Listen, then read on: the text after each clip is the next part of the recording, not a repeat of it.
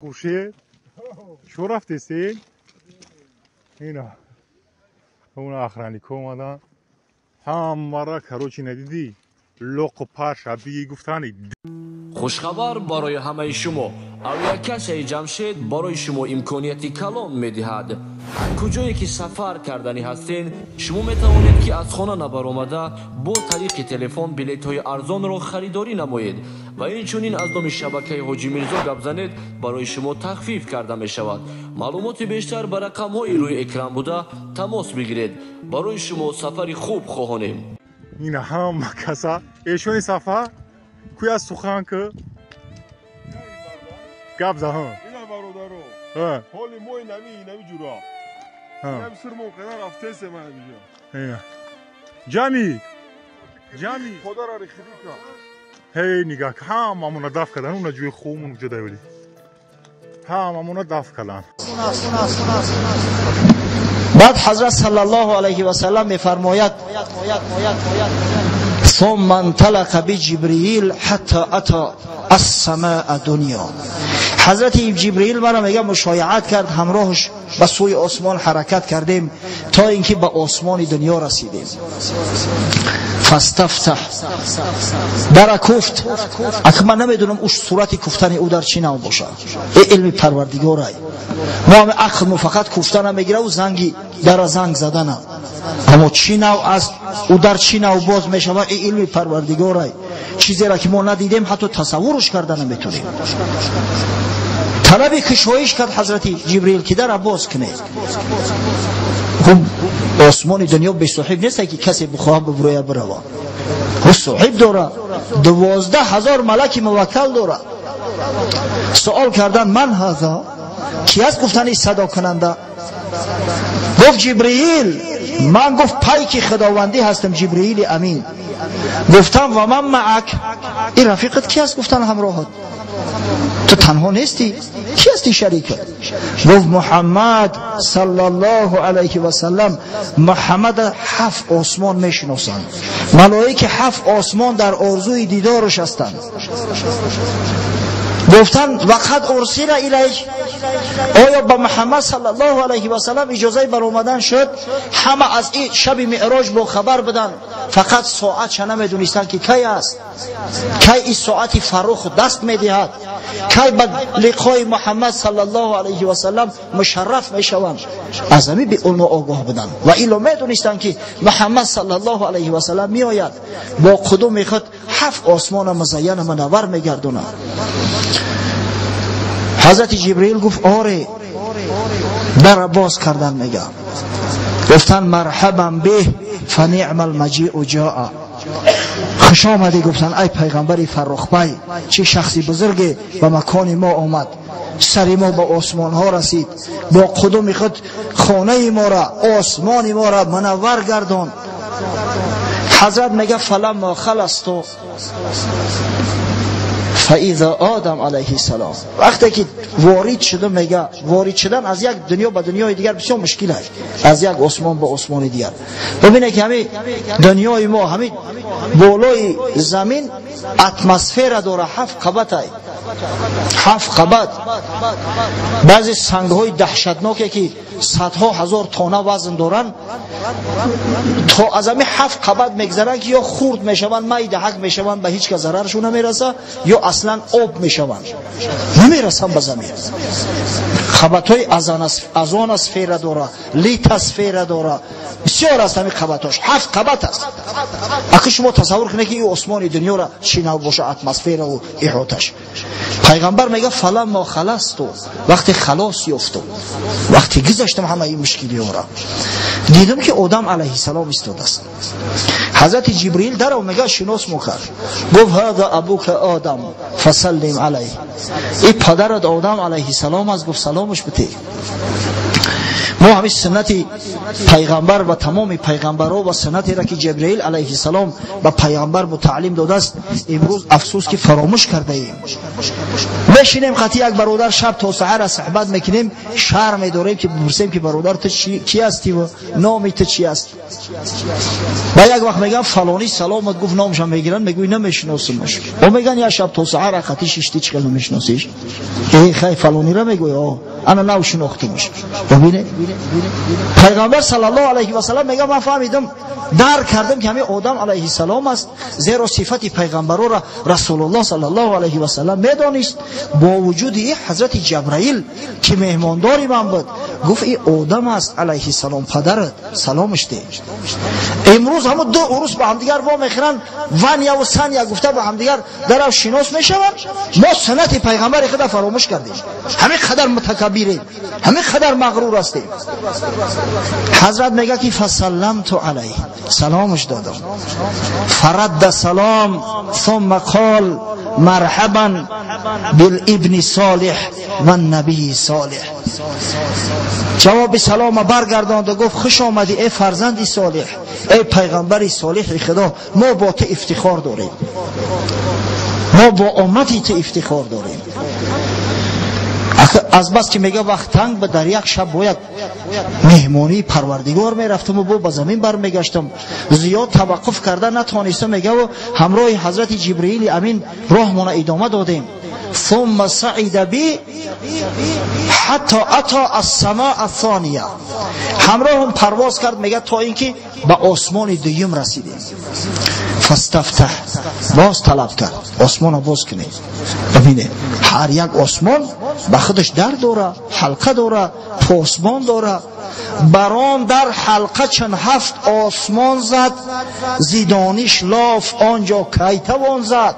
پس بنده باید بندگی خود چکنه، بیچارگیش بدونه که در پیش علم پروردگار، در پیش صدق پروردگار این مخلوقا با این دانش اندکشو هیچی نیستن.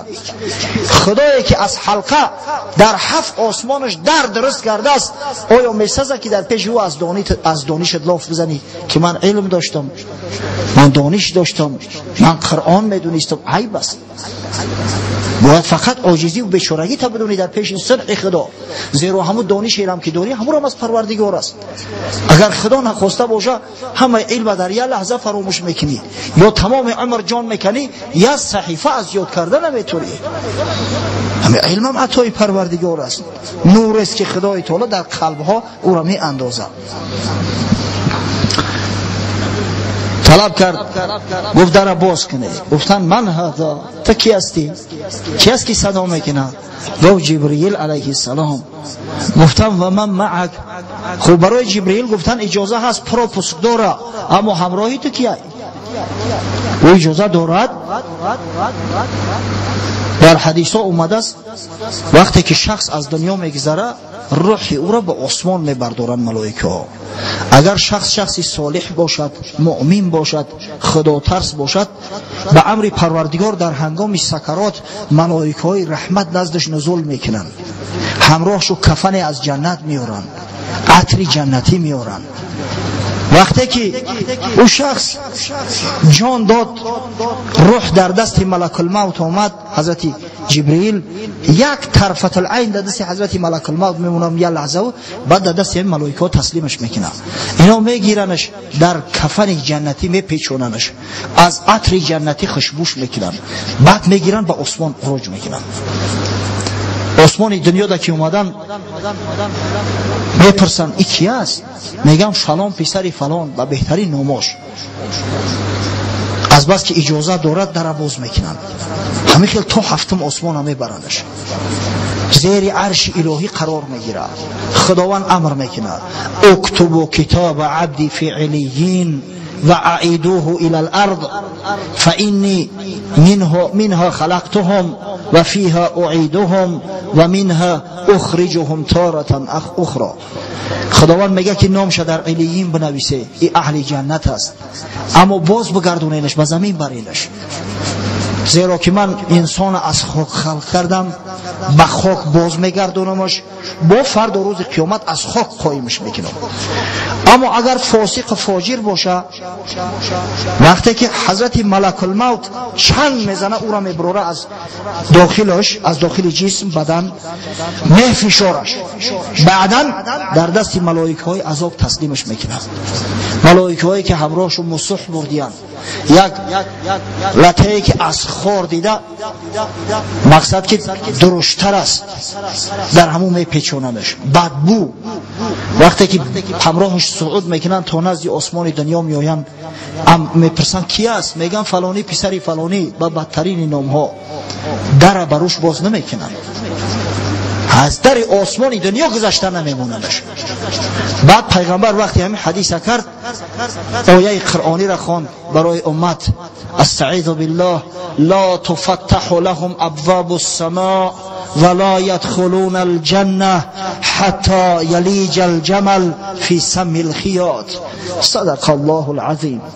پیغمبر گفت دری آسمان برای اینا باز نمی شود، اینا داخل جنت نمی گردن تا زمانی که شتر از پلشکی سوزه نگذره. یعنی امکان نداره، محال است که اینا داخل جنت شود. از همین خاطر در هر آسمان موکلا هستند، هر کس نمیگذارن. و کسایی که رخصت نامه ندارن نمیمونن شو بالا بروین. پرسیدن این جوانی که همراه ته است، از نورش تمام آسمان ها مزین منور گشته است، کی است؟ گفت محمد صلی الله علیه و سلم، فخر عالمیان. گفتم وقت ارسل الیه، آیا اجازه اومدنش هست؟ حضرت جبرئیل گفت بله. میگه در آسمان باز کردن، خوش آمدیم کردن که مرحبا به فنعم المجیء جاء. خوش آمدی ای پیغمبری بزرگ خدا، کاشانه ما را منور کردی. حضرت میگه فاذا خلصت فلما خلصت فاذا یحیی و عیسی علیهم السلام. برو آمدم میگه آسمان دیدم که حضرت یحیی و حضرت عیسی علیه السلام ششتیان یا جو و هم ابن الخالتی. حضرت یحیی و عیسی پیغمبر میگه پسر خاله هستند. اصلا یحیی علیه السلام با مریم مادر حضرت عیسی پسر خاله است، اما از بس که عیسی هم که فرزند مریم است، از همین خاطر پیغمبر پسر خاله شو گفت. پسر خاله نگفته، پسر خاله گفت. حضرت جبرئیل میگه درو شناس میکرد، گفت این یحیی و عیسی علیهم السلام هستن، بر اونا سلام دادم. میگه جوابی سلام اگر دادن، گفتن مرحبا بالاخ صالح و النبی صالح. خوش آمدی ای پیغمبر صالح و ای برادر صالح ما. از اوجا میگه عزم سفر کردیم به سوی آسمان سیوم. قصه کوتاه تا آسمان سیوم هم رفته، میگه همون پراتسیدور بود دوام داشت. سوال کردن کی هستی؟ گفت جبرئیل. گفتن این جوانی همراهت کی است؟ گفت محمد صلی الله علیه و سلم. خوش آمده کردن، در باز کردن، مشایعت میکردن. وقتی میگه در آسمان سیوم قایم شدم، دیدم حضرت یوسف علیه السلام، یوسف زیبا. در بعضی قصه ها اومده است که خداوند نیم حسن به یوسف علیه السلام داده است، اما تمام محققای ما میگن که محمد صلی الله علیه و سلم از یوسف زیباتر بود. پیغمبر ما از یوسف زیباتر است. ببینه حضرت یوسف میگه ایستاده بود، در شناسش کرد، گفت این یوسف است برادرت، سلامش ده. میگه سلام عرض کردم. حضرت یوسف هم جوابی سلام گردون، گفت مرحبا بالاخ صالح و النبی صالح. خوش آمدی ای برادر صالح من و ای پیامبر صالح خدا. چند میگه با حضرت یوسف علیه السلام ماندیم، بعدا سفر دوام دادیم.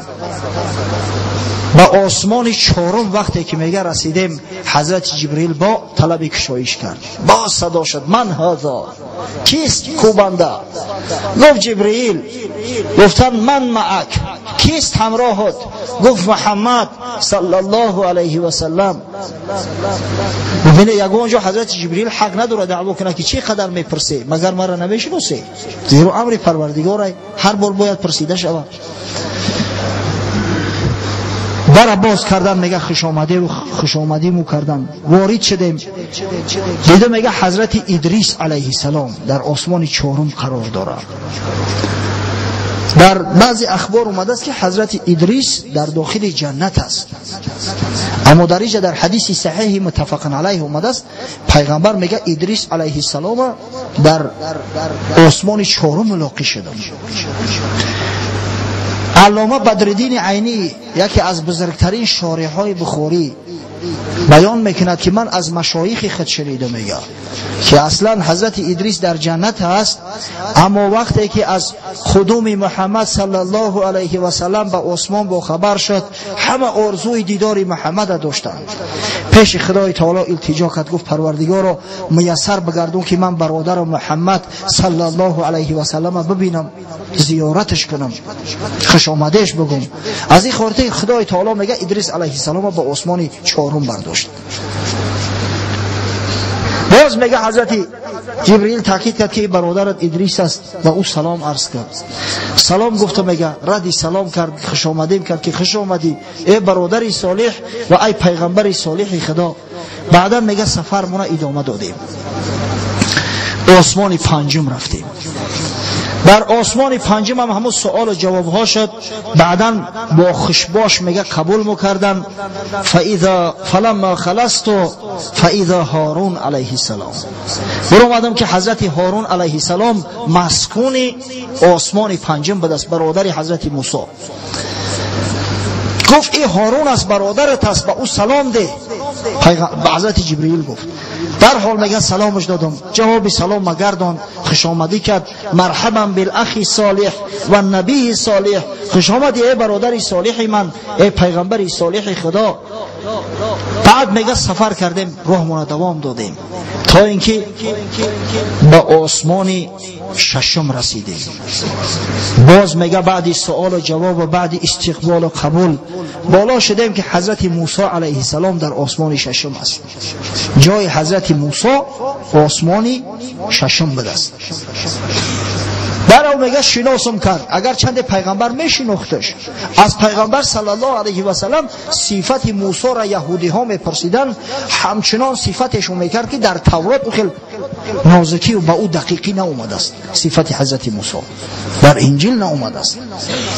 اما با وجود این میگه حضرت جبریل گفت هذا موسی فسلم علیه، این برادرت موسی است، بر او سلام ده. سلام داد. میگه پاسخ گفت خوش آمدیم کرد. فلما تجاوزت بکا، وقتی از پهلوی حضرت موسی میگذشتم گریست حضرت موسی. ملائکه پرسیدنش که یا رسول الله ما یبکیک، ای پیغمبر خدا گفتن چه چیز تو را گریان کرد؟ سبب گریه تو چی است؟ حضرت گفت ابکی لأن غلاما بعث بعدی يدخل الجنة من امته اکثر ممن يدخل من امتی. گفت سبب گریه من آن است که همه جوان زیبا برادر محمد صلی الله علیه و سلم چندین هزار سال بعد از من به پیغمبری مبعوث شده است، اما به جنت از امت او 100 چندان زیادتر وارد میگردن نسبت بنی اسرائیل. یعنی شماره جنتی ها از امت محمد صلی الله علیه و سلم به مراتب از بنی اسرائیل که امت من هستند زیادتر است. گریه حضرت موسی برای حسد نیست، گریه حضرت موسی به حال بنی اسرائیل است که این قوم لجوج احمق اگر چنده که حضرت موسی از چی بلاها نجات شد، چی معجزه هاشو نشان داد، اگر چنده که بر روایت ها اومده است که نصف پیغمبرای خدا از بنی اسرائیل هستند، خدای تعالی قدر فضیلت شده است، این قدر پیغمبر برای اینا فرستاده است، با وجود این شماره‌شو در جنت اندک است. با کفر رفتن، راه حق ترک کردن، با لجاجت و گمراهی پیرو شیطان شدن، تا روز قیامت قیامت ببینه در پهلوی ایمان، در پهلوی اسلام، یعنی در مقابلش یهود ایستاده است. یهود تا قیام قیامت عمل شیطان میکنه، از لشکرهای شیطان است. به همین خاطر حضرت موسی گریان شد. گریه حضرت موسی به همین خاطر بود. ثم صعد بی الى السماء السابعه. بعدا میگه حضرت جبرئیل با من به آسمان هفتم عروج کرد، آسمان آخران. فاستفتح، طلب کرد که در باز کنند. قیل من هذا، سوالش کردن کی هستی تو؟ گفت جبرئیل. قیل و من معک، باز سوال شد همراهت کی است؟ گفت محمد صلی الله علیه و سلم. در آسمان باز کردن، خوش آمده کردن. میگه وقتی که واردی آسمان شدیم دیدم میگه ابراهیم علیه السلام پدر امت موحد در آسمان هفتم مسکن داره.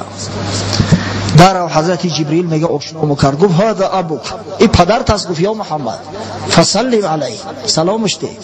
حضرت میگه با یک تواضع خاکساری آنچنانه که فرزند به پدر خود سلام میته سلام گفتم. حضرت ابراهیم هم میگه با آغوش گرم استقبالم کرد، جواب سلام داد. گفت مرحبا بالابن صالح و نبی صالح، خوش آمدی ای فرزند صالح من، ای پیغمبر صالح خدا، ای کسی که آیین موحدی مرا زنده داشتی. اگر تو نمی بدی، اگر امتی تو نمی شد، امروز او کسایی که خدا فرزندای ابراهیم میخوانند در جهالت و گمراهی قرار داشتند. تو هستی که همراه امتت دین موحدان، دین ابراهیم خلیل علیه السلام زنده داشتی. خوب ببینه 7 آسمان بیان کردیم که در کدام آسمان کدام پیغمبر است. از همه روایت صحیح تر همین روایتی هست که من گفتم، روایتی که متفق علیه است. خب یا بار دیگه تکرار کنیم که در خاطر تو بمونه، مخصوصا که اینجا جوانان زیاد است. غرض از شنیدن امر معروف فقط لذت بردن یا لحظه اینه نیست. غرض اون است که چیزی شنیدمونه ببریم به فرزندا، به اهل بیت، به یار و رفقامو برسونیم تا اینکه صاحب علم باشن، چیزی حاصل کنیم. خب در آسمان اول آدم علیه السلام بوده است. در آسمان دوم یحیی و عیسی علیهم السلام سکونت داشتند. در آسمان سوم حضرت یوسف علیه السلام بود. در آسمان چهارم ادریس علیه السلام. در آسمان پنجم محمد صلی الله علیه و سلم با هارون علیه السلام ملاقات کرد. آسمان ششم مسکن موسی علیه السلام بوده است. و نهایت در آسمان هفتم حضرت ابراهیم خلیل علیه السلام بوده است. 7 آسمان خلاص شد. پیغمبر صلی الله علیه و سلم میگه ثم رفعت الى سدرة المنتهى، بعدا به سوی سدرة المنتهى. سدرة المنتهى درخت است. سدره اصلا درخت است. چرا سدرة المنتهى میگن؟ زیرا انتهاش زیر عرش خداوندی است. با سدرة المنتهى میگه عروج کردیم. بعضی بزرگان میگن سدرة المنتهى درخت است که ریشش در آسمان اول است، شاخ برگاش در زیر عرش در آسمان هفتم. اما بعضی دیگر میگن نه، سدرة المنتهى را ریشش در همون آسمان هفتم است، شاخ برگاش تا زیر عرش خداوند میرسه. سدرة المنتهى را چی بدن و چی نو بدن شما نمیدونه. همون مقداری که از اخبار پیامبر صادق به ما رسیده است همون را بیان میکنیم. اما از بس که چیزی را که ندیده ایم او را با چیز قیاس کرده نمیشه و از مثلا اشیای دنیا، از همین خاطر عقل ما عاجز است از دانستن درک کردنش. اما پیامبر صلی الله علیه و سلم قصه میکنه که فاذا نبیقها مثل قلال حجر، میوه ها شدیده میگه هر یک میوه داره مثل خمهای حجر. این حجر نام یک موضع است. در اون موضع قبیله زندگی میکرد که با ساختن خم معروف بود. خمش همون خنبه میگیم، چی میگیم خودمون، یعنی همون کوزه های بسیار کلام که در اون کوزه ها بعضا آرد میگرفتن، بعضا مثلا یگون نوشابه میگیرن یا یگون چیزی دیگر میگیرن. خلال همون میگن یا برای گرفتن ظرف، برای گرفتن آب است. بسیار کلان. هر یک میوه داشت که برابر انمو خمها، شاید اون خم 100 لیتر ببره، کی میدونه، شاید 200 لیتر ببره بشکای خود موری. و اذا ورقها مثل آذان الفیل، ورقهای پهمی آویزان داشت میگه، مثل گوشی فیل. گوشای فیل دیده چه خیلی کلون پهمی آویزان های. اما برگای درخت سدرة المنتهی میگه همین شکل است. در بعض روایات اومده است که در سدرة المنتهی اوقدر حشرات زیبا ششتگیان با زیور مثل طلا و مثل الماس درخشان که همیشه همون درخت منور است. در بعضش اومده است که در هر یک شاخ سدرة المنتهی صدها هزار ملائکه خدا نشسته است و به ذکر خدا مشغول هستند، ذکر خدا را میکنند، یاد خدا و تسبیح خدا را میگویند. به هر وجه حضرت جبرئیل گفت هذه سدرة المنتهی، گفت یا محمد علیک الصلاة و السلام، همون سدرة المنتهی که در قرآن یعنی من برات وحی می آوردم، سدرة المنتهی که به دیگه پیغمبرها وحی من می اومد انامین است. و چشم ببین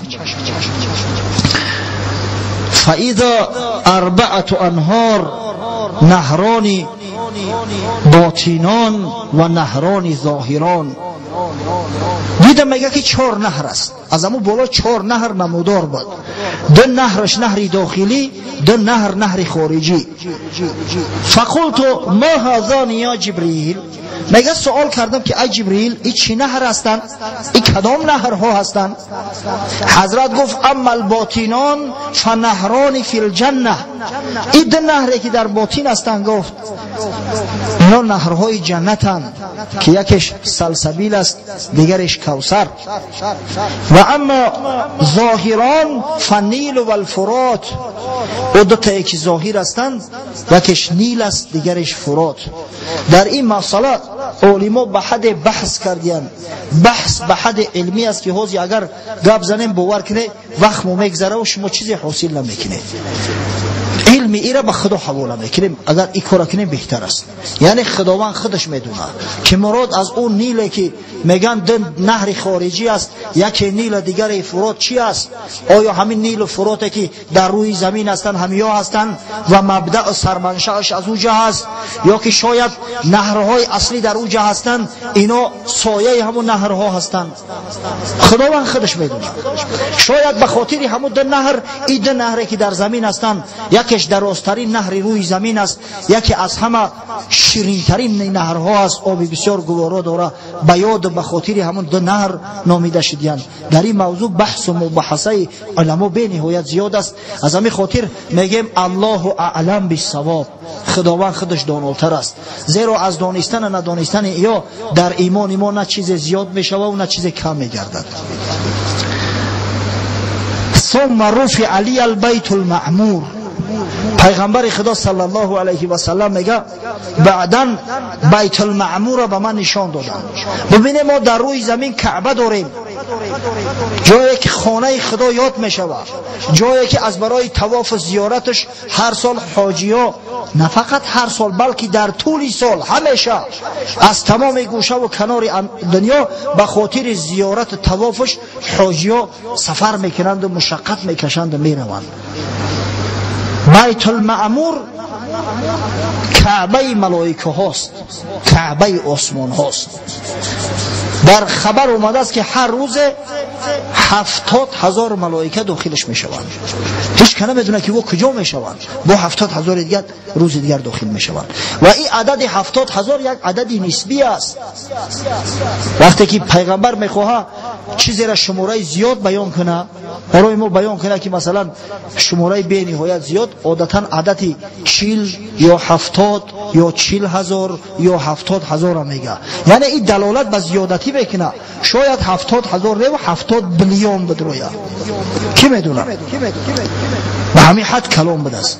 بیت المعمور قبله فرشته ها، کعبه فرشته ها، یعنی به خاطر عبادت میروند. بیت المعمور را میگه به من نشان دادن. ثم اوتیت باناء من خمر و اناء من لبن و اناء من عسل. باز میگه ببینید در روایت صحیح 2 بار اومده است. یک بار در بیت المقدس نزد میگه یک کاسه خمر آوردن، یک کاسه شیر و یک کاسه عسل. بار دیگه میگه در نزد بیت المعمور در آسمان هفتم در نزد سدرة المنتهی آوردن میگه 3 کاسه نزدم، گفتن یکیش اختیار که اختیار داری. حضرت میگه فاخذت اللبن، من شیر اختیار کردم، باز میگه شیر اختیار کردم.